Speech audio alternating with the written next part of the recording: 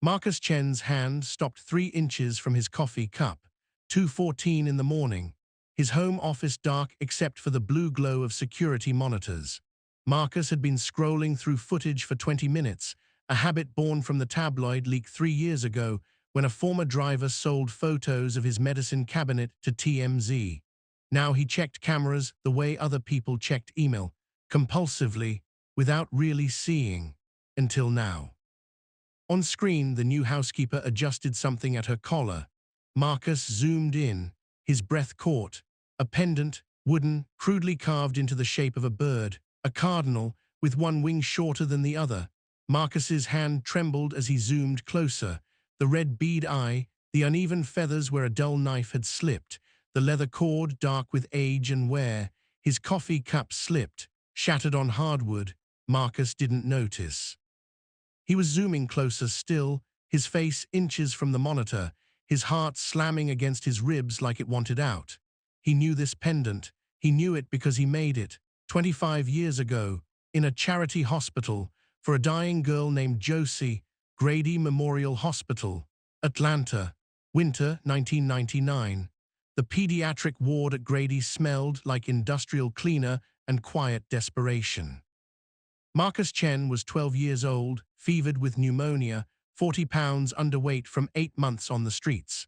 The doctors whispered words like malnourished and compromised immune system when they thought he couldn't hear. Marcus heard everything. He'd learned to listen on the streets. Listening kept you alive. The girl in the bed across from his was 10 years old and bald from chemotherapy. Her name was Josie, and she wasn't supposed to survive the spring. Nurses spoke about her in the past tense already, such a sweet girl, so brave, as if she'd already become a memory. But Josie didn't act like someone dying. She played cards with Marcus when the night nurses weren't looking. She taught him to fold paper cranes from the hospital's craft supplies. She laughed at his jokes, even the bad ones, especially the bad ones. And she never once asked Marcus where his parents were. He loved her for that. Loved her for not making him explain. 3 weeks before Marcus's discharge date, he stole a piece of wood from a broken rocking chair in the day room. The chair had been cracked down one arm, scheduled for disposal. Marcus pried loose a chunk the size of his palm and hid it under his mattress. Then he stole a butter knife from the cafeteria tray.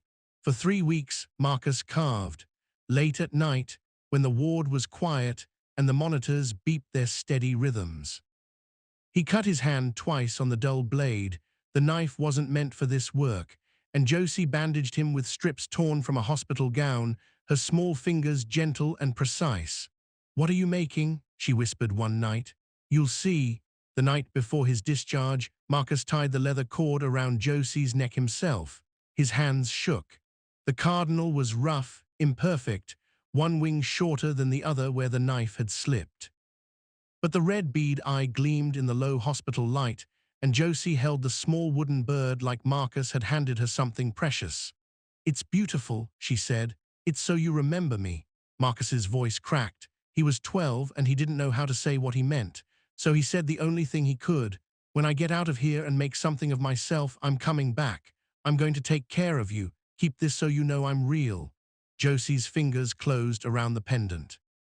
Her eyes were bright with tears she refused to let fall. "Now I have something to live for," she said. Marcus believed her. He believed himself too, believed the promise like it was carved in stone instead of spoken by a scared kid who didn't know what the world would ask of him. 1 week later, Thomas Mercer III arrived in a black town car. Silver hair, kind eyes, the practiced warmth of a man who'd perfected the art of appearing generous. The Mercer Foundation had discovered Marcus Chen, a brilliant child wasting away in the foster system, drowning in potential. They were offering private school, connections, a future. Marcus stood in the hospital lobby with his discharge papers and a plastic bag containing everything he owned. He thought of Josie, 3 floors up, still fighting. "There's a girl," Marcus said, "in the cancer ward. Can I say goodbye?" Thomas Mercer's face shifted, just for a moment. Something cold behind the kindness, quickly hidden. "I'm sorry, son." Mercer's hand landed on Marcus's shoulder, heavy, final. "The staff informed me this morning. The girl you're asking about, she passed 2 weeks ago. It was peaceful. Marcus processed this in 3 seconds. 3 seconds to decide whether to believe a stranger or climb 3 floors and check for himself. 3 seconds to choose between grief and hope. Marcus chose survival. He chose the town car and the private school and the future being offered to him on a silver platter. He didn't climb those 3 floors. He didn't check. He got in the car. And he spent the next 25 years believing Josie was dead. Present day, 2:47 a.m. Marcus was still staring at the frozen security footage. The housekeeper on screen, employee file name Josephine Williams, age 35, references impeccable, moved through his kitchen with efficient invisibility. But the pendant at her collar screamed. Same crude carving, same red bead eye, same short wing where a 12-year-old's knife had slipped. Marcus pulled her personnel file again. Josephine Williams, Atlanta native, clean background check, hired 6 weeks ago by Vera Chen, his head of household. Nothing suspicious. Nothing that explained why this woman was wearing a pendant Marcus had carved in a charity hospital for a girl who died in 1999. Except Josie didn't die. The pendant proved it. No one else could have that bird. Marcus had made it from stolen wood with a stolen knife, had cut his own hand twice bringing it into existence, had tied the cord around a dying girl's neck with shaking fingers and desperate hope. If this woman had the pendant, she was either Josie or someone who took it from Josie's body. And if she was Josie, Marcus's mind reeled. If she was Josie, then Thomas Mercer had lied. If she was Josie, then Marcus had abandoned her, not to death, but to life without him. If she was Josie, then Marcus Chen, self-made billionaire, had broken the only promise that ever mattered. 3 days later, Marcus couldn't sleep, couldn't focus, couldn't stop watching footage of a housekeeper he'd never spoken to. His executive assistant David noticed the dark circles. His fiancée Alina noticed nothing. Marcus made a decision. He wouldn't confront her directly. What would he even say? Instead, he would test her. Marcus changed his morning alarm to cardinal birdsong. The sound, bright, sharp, unmistakable, carried through the house's speaker system at 6 a.m. Then he pulled up the security feed and watched. On screen, Josie entered the kitchen. The birdsong filled the room. She stopped mid-motion, dust cloth in hand. Her right hand rose slowly to her throat. Her fingers closed around the wooden pendant, her eyes shut. She stood frozen. 5 seconds, 10, 20. Marcus counted. 47 seconds, nearly a full minute. Then Josie opened her eyes, smoothed her uniform, continued cleaning as if nothing had happened. Marcus watched those 47 seconds on repeat, 10 times, 20, 30. A coincidence would take 1 second to dismiss. A random birdsong wouldn't make anyone freeze for 47 seconds with their hand pressed to their heart. But a birdsong that reminded you of a promise, a cardinal's song that called back to a wooden bird carved by a boy who swore he'd return, that would stop you cold. That would send you spiraling through 25 years of memory in 47 frozen seconds. Marcus set down his coffee cup. His hand was trembling. She knew. The birdsong meant something to her. The pendant meant something. And if the pendant meant something, if the birdsong meant nothing, she would have ignored it. If she didn't know Marcus lived here, she wouldn't have flinched at a cardinal's song. She knew. The question was, what was she waiting for? And the harder question, the one Marcus couldn't answer at 2 in the morning with his hands shaking and his heart hammering. If she had been waiting for 25 years, if she had been alive and wearing his pendant and hoping he would come back, what gave him the right to speak to her now, 1 week after the birdsong test? The Buckhead Estate Kitchen. 7:14 a.m. Marcus placed the bowl on the counter himself. Crystal, filled with red glass beads. His hands trembled as he arranged them. The beads were identical to the ones from the Grady Memorial Craft Kit. He'd found a supplier online, ordered 300, spent 2 hours selecting the 12 that matched his memory most precisely.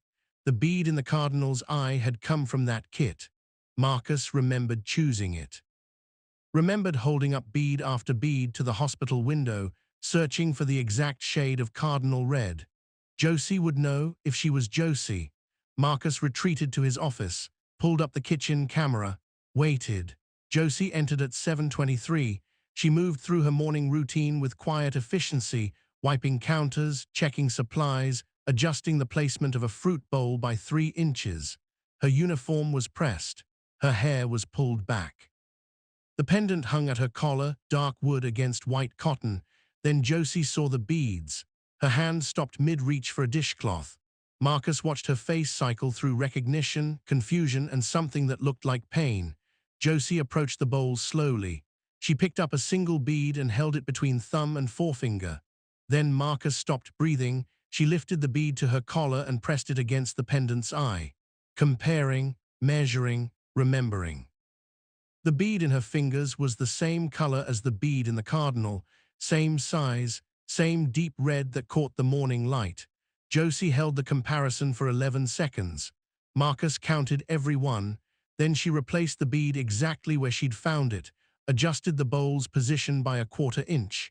Continued cleaning. She never looked at the camera. She didn't have to. She knew he was watching. 3 hours later, Marcus's study. Vera Chen closed the door behind her with the careful deliberation of someone about to change everything. Marcus looked up from his desk. Vera had worked for him for 12 years. She'd helped him navigate the transition from Mercer Foundation prodigy to independent adult. She knew his coffee order, his sleep schedule, his fear of hospitals, but she'd never closed that door before. "The new housekeeper," Vera said. Her voice was steady. "How long did you think it would take me to recognize her?" Marcus's throat closed. Vera sat across from him, her eyes kind, knowing, patient, held his. "I was the night nurse at Grady Memorial, Marcus, pediatric ward, winter of 1999. The room tilted. Marcus gripped his desk. "I helped you hide the wood for the carving," Vera continued. "I showed you how to hold the knife so you wouldn't cut yourself so badly. I watched you work on that bird for 3 weeks, staying up past lights out, hiding it under your mattress every morning." Marcus remembered a nurse, soft footsteps in the dark, a hand adjusting his blanket, a whispered "be careful" when she saw the knife. "I cried," Vera said, "when I watched you give it to her, that little girl with no hair and too much hope. I cried because I knew you meant your promise, and I cried because I knew the world would find a way to break it. She lived." Marcus's voice cracked on the words. "She lived. She survived the spring, then the summer, then the next 25 years. Vera leaned forward. "And she never stopped wearing that bird." Marcus couldn't speak. The words had left him. "I recognized her the moment I saw her application," Vera said. "Same face, same name, same pendant in her interview photograph." She paused. "I hired her anyway." "Why?" Vera stood, walked to the door, turned back. "Some doors need to be opened, Marcus. Even when we're afraid of what's behind them." She left. The door clicked shut. Marcus sat alone with the weight of 25 years of unearned grief. 4 days later, Marcus's study, 2:47 p.m. The photograph was a calculated risk. Marcus pulled it from his Grady Memorial records, a group shot of the pediatric ward, holiday 1998. 12 children arranged in front of a sad Christmas tree. Marcus was in the back row, thin and hollow-eyed. Josie was in the front, bald and beaming, her new pendant visible against her hospital gown. He left it on his desk, face up, impossible to miss. Then he retreated to watch. Josie entered his study at 3:15 p.m. for her scheduled cleaning. She dusted the bookshelves. She straightened the curtains. She approached the desk. Her hands found the photograph. Marcus watched her lift it with both hands, cradling the paper like something fragile. Her thumbs moved across the surface, tracing one face, then another, her own, his. Her right hand rose to her collar, fingers closed around the pendant. The small wooden bird looked different now, not just evidence, but testimony. 25 years of wear had smoothed its rough edges. 25 years of faith had made it sacred. Josie was crying. Silent tears traced down her cheeks. She made no sound. Her shoulders didn't shake. She simply stood in his study, holding a photograph of 2 children who should have died, crying for everything those children had lost. 2 minutes, 2.5, nearly 3. Then Josie placed the photograph exactly where she'd found it. She wiped her face with the back of her hand. She finished cleaning the study. She never mentioned the photograph. She never asked why it was there. And Marcus finally understood. The realization struck like lightning. Josie wasn't a mystery he was solving. She was conducting her own investigation. She knew who Marcus was. She had known before she applied for this job. His face was on magazine covers, in news articles, on the Forbes list she probably saw every year while wondering what happened to the boy who promised to return. She came to his house to find answers. Not confrontation, not demands, just observation. Josie was watching Marcus the way Marcus had been watching her, testing him, leaving clues to see if he would notice. Waiting to discover whether the boy who carved her a cardinal still existed inside the billionaire who employed her. She had been testing him from the beginning. The birdsong reaction wasn't just recognition, it was a message. The bead comparison wasn't just memory, it was acknowledgement. The photograph tears weren't just grief, they were a question. Do you remember too? Do you care? Marcus had assumed he held all the power. He was wrong. He had been wrong from the moment she walked through his door. The woman cleaning his house had more control over this situation than he did, and she was using it not to confront him, but to see who he had become. That evening, the dining room, 7:30 p.m. Elena Whitmore swept into the room with her phone already extended. The engagement party, she announced. I've finalized the guest list, 200 confirmed. The governor's aide, 3 city council members, and Thomas Mercer himself. Marcus looked up from his untouched dinner. Mercer is coming, of course. Elena's smile was bright, practiced, perfect. He practically raised you. He should be there when you announce our future. Marcus watched his fiancée of 18 months move through his dining room, adjusting flowers, approving table settings, managing his life with cheerful efficiency. He tried to remember the last time she'd asked him a genuine question. He couldn't. The staff will need to be perfect, Elena continued. I've reviewed the household and made some notes. The new housekeeper, what's her name, Josephine, she'll need a better uniform. The one she's wearing looks tired. Marcus said nothing, his jaw tightened. And that necklace she wears, the wooden thing. Elena wrinkled her nose. Arts and crafts aren't appropriate for formal service. Make sure she removes it before the party. The pendant. Elena wanted Josie to remove the pendant. Marcus's voice emerged flat, controlled. Her necklace stays. Elena's eyes narrowed, just for a moment. Then the smile returned. Of course, darling, whatever you think is best. She left to make phone calls. Marcus sat alone with cold food and growing dread. 3 days before the party. The main hallway. 11:15 a.m. Marcus saw Josie coming from 20 feet away. She walked toward him with her usual quiet efficiency, carrying fresh towels to the guest rooms. The pendant moved gently with each step, dark wood against her collar, the red bead catching light from the windows. Marcus had a note in his pocket. 4 words, were you ever at Grady Memorial? He'd written it that morning. He'd carried it all day. He'd practiced saying it out loud. Josie approached. She nodded politely. Mr. Chen. Marcus opened his mouth. Nothing came out. Josie passed him. Her footsteps faded down the hall. Marcus stood frozen. His hand closed around the note. He squeezed until his knuckles whitened. Then he tore it into pieces. 16 pieces, he counted. For 34 days, Marcus Chen had every opportunity to end the silence. He had her employment file. He had her address. He had security footage and tests and a lifetime of resources at his disposal. He had watched her cry over their photograph. But crossing the hallway to speak to her required something no amount of money could buy, the courage to face what he had done. And on the eve of his engagement party, with 200 guests arriving, with Elena planning perfection, with Josie scheduled to serve champagne while wearing the pendant Elena wanted removed, Marcus still didn't have it. The engagement party. Saturday, 8:47 p.m. The Buckhead estate had been transformed into something Marcus didn't recognize. Crystal chandeliers cast prismatic light across 200 guests in designer gowns and tailored suits. White orchids erupted from every surface, mantels, tables, window sills, their fragrance thick enough to taste. A string quartet played Vivaldi in the corner. Champagne towers caught the light like frozen waterfalls. Elena moved through the crowd with the grace of someone born to this.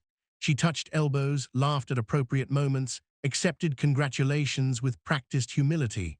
Her emerald dress cost more than most people's cars. Her smile never wavered. Marcus shook hands. He nodded.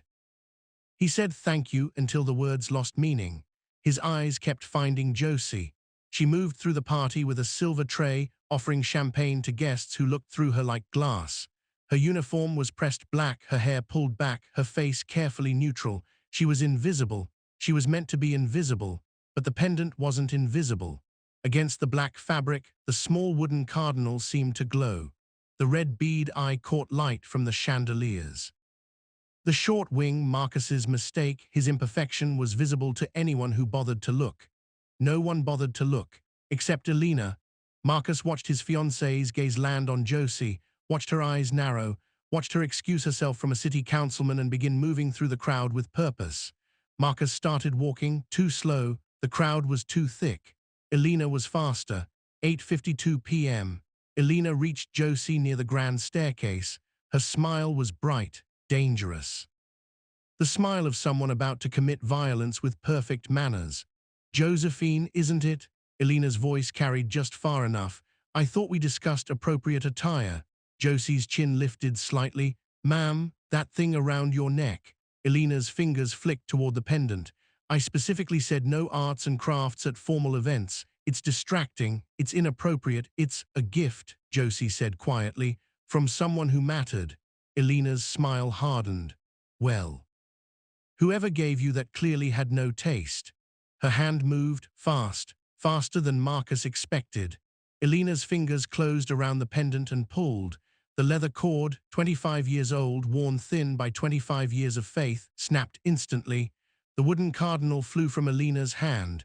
It tumbled through the air, spinning end over end. The short wing, the red bead eye, Marcus's carving marks, worn smooth by decades of devotion. Time stopped. 200 guests continued their conversations. The quartet continued playing. The champagne continued flowing. No one noticed a piece of wood arcing toward marble floors. No one except Marcus. 8:52 p.m. and 17 seconds. Marcus Dove. His hand closed around the pendant 3 inches from the floor. His knees hit marble. The impact sent a shock through his entire body. He didn't feel it. The room went silent. Marcus Chen, billionaire, philanthropist, famous for his composure, was kneeling on the floor of his own engagement party, cradling a piece of wood like it was the most precious thing in the world, because it was. He stood slowly.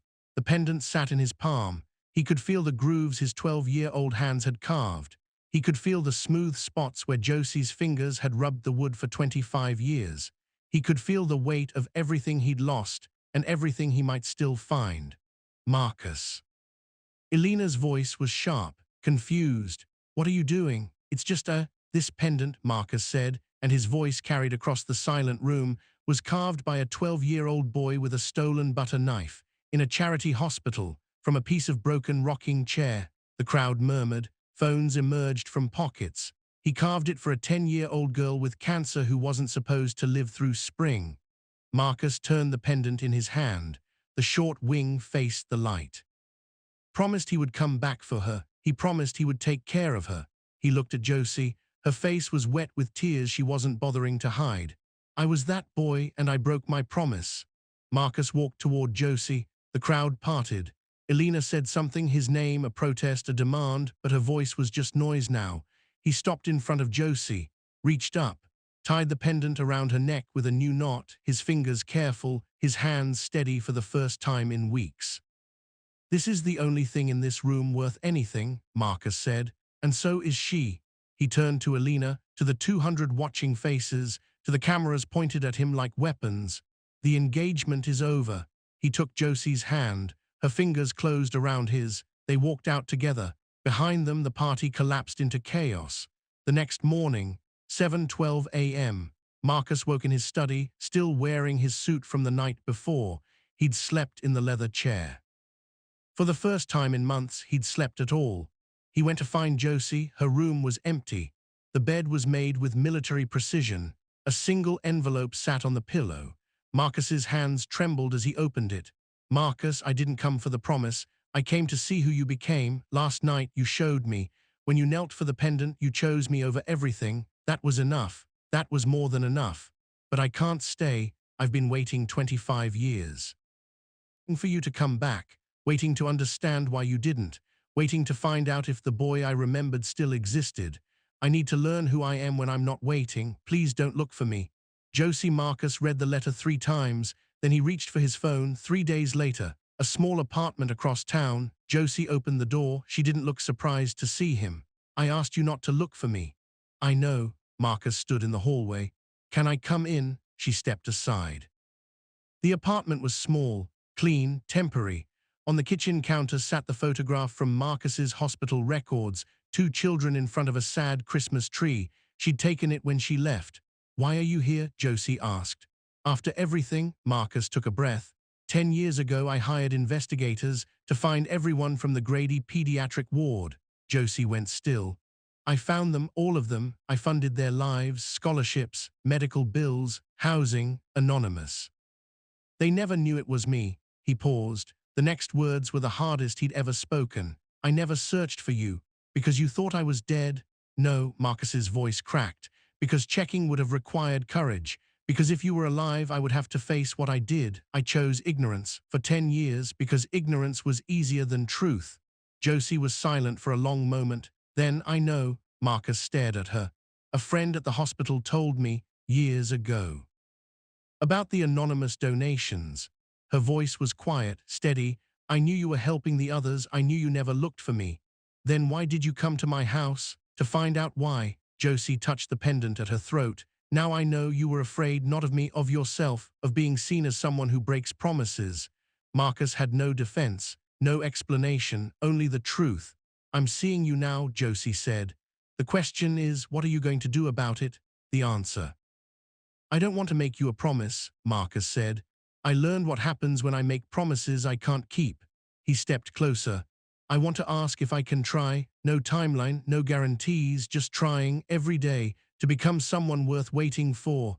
Josie studied him. 25 years of waiting were written in her face. 25 years of faith were hanging at her throat. She reached into her pocket, pulled out the photograph. I've been waiting 25 years for the boy who carved me a cardinal. She held the photo between them, 2 children who should have died, who didn't, who found each other anyway. I think I can wait a little longer to see who he becomes. 6 months later, a new apartment, a balcony overlooking Atlanta. Marcus sat at the kitchen table with a block of wood and a carving knife. His hands remembered more than he expected. The shape emerged slowly. A bird, a cardinal. Both wings the same length this time. He'd gotten better. Josie stepped onto the balcony with 2 cups of coffee. Around her neck hung 2 pendants, the original cardinal, worn smooth by decades of faith, and the new one Marcus had finished last month. A cardinal landed on the balcony railing, red feathers bright against the morning sky. Josie watched it for a moment, then quietly, someone loves us. Marcus set down his carving, joined her at the railing, took her hand. I know, he said. I'm sitting right here.